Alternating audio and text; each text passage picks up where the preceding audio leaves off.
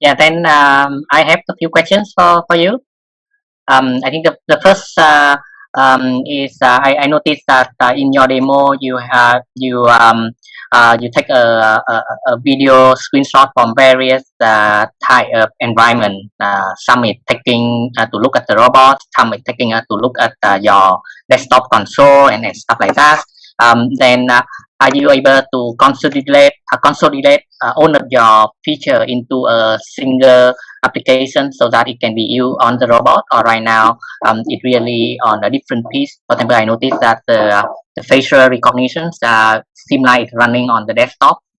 Is it able to run on the robot itself? Uh, can we? Can my friend use Vietnamese to answer? Yeah, I think yes, he can use Vietnamese.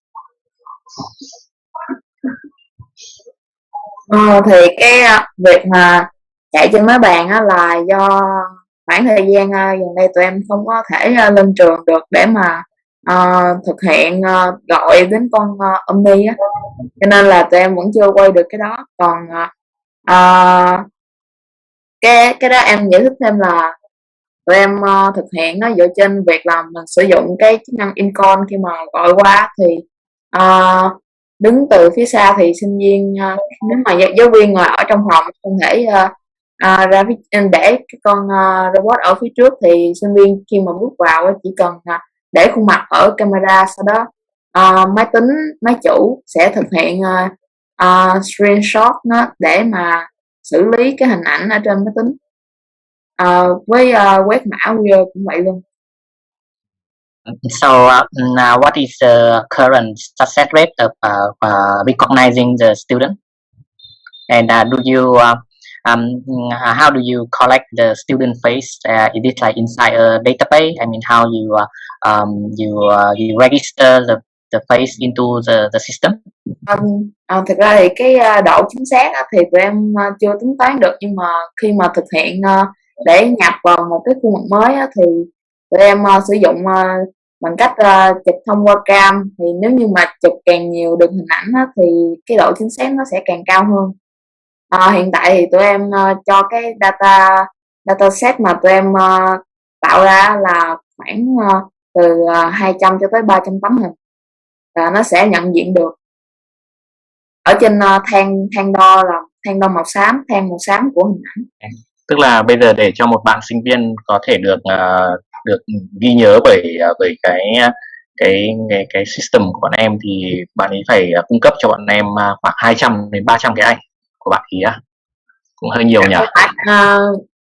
Cái hình ảnh thì tụi em có một cái chương trình viết riêng khác để chụp hình ảnh khuôn mặt của người mới luôn, cho nên là không có nhất thiết là bạn ấy phải tự chụp 200 tấm hình.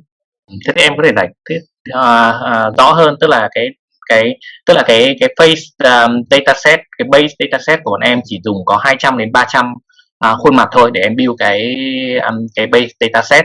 Còn cho từng khuôn mặt mới vào thì bọn em chỉ cần dùng một ảnh thôi, đúng không?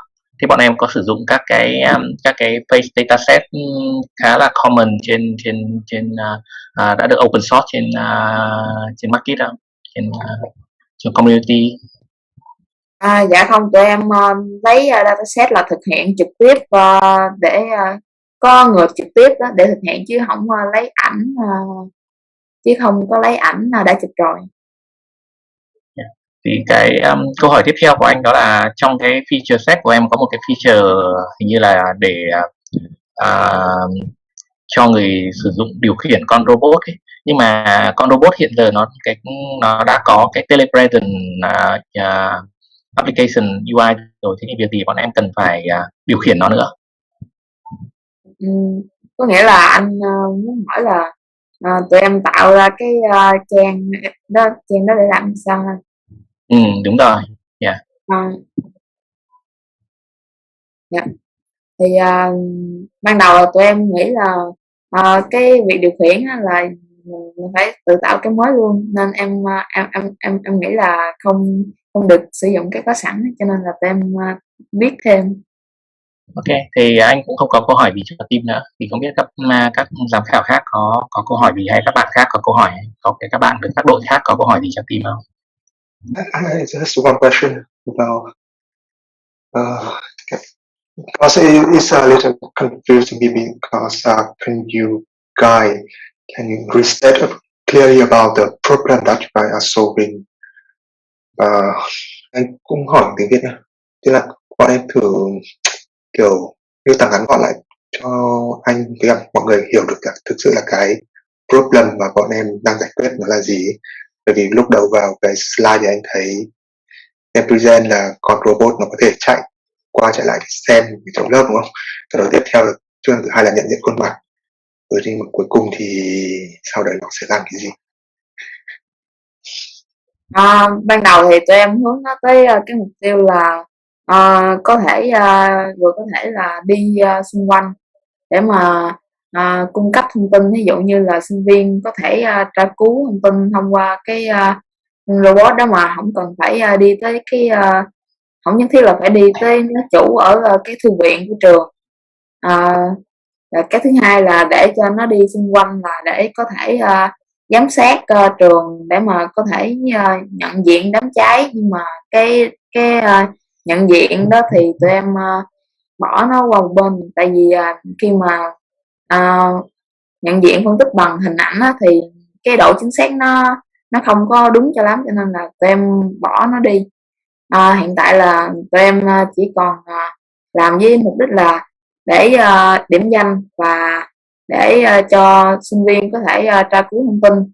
Ví dụ như là tụi em sẽ ở trên cái giao diện web app đó, tụi em sẽ để những cái nút hỏi đáp, tức là những câu hỏi mà sinh viên thường gặp, thường mắc phải vấn đề, để sẵn ở trên đó, khi mà tra cứu thì cần thiết thì sinh viên sẽ nhấn vào để xem cách xử lý như thế nào. Tức là bạn nào có câu hỏi thì con robot tự chạy đến rồi bạn ấy ấn vào cái nút đấy để tra cứu câu hỏi. Dạ, có thể hiểu là vậy.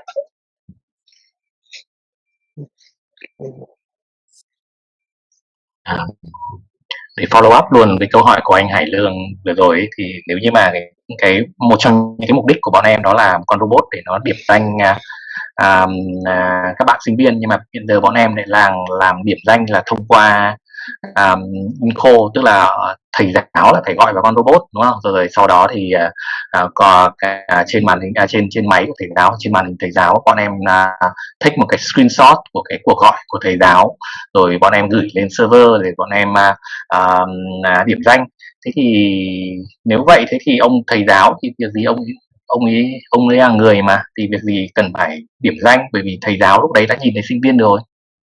Hay là đây là một con robot để nó hỗ trợ các giáo sư, bởi vì có thể là sinh viên quá nhiều nên giáo sư không nhớ hết được tên, nên là con robot này nó sẽ hỗ trợ cho giáo sư là biết là ok cái bạn mà giáo sư nhìn thấy trước mặt là bạn ấy tên là gì, đúng không? Dạ, cái đó cũng hợp lý, cũng đúng.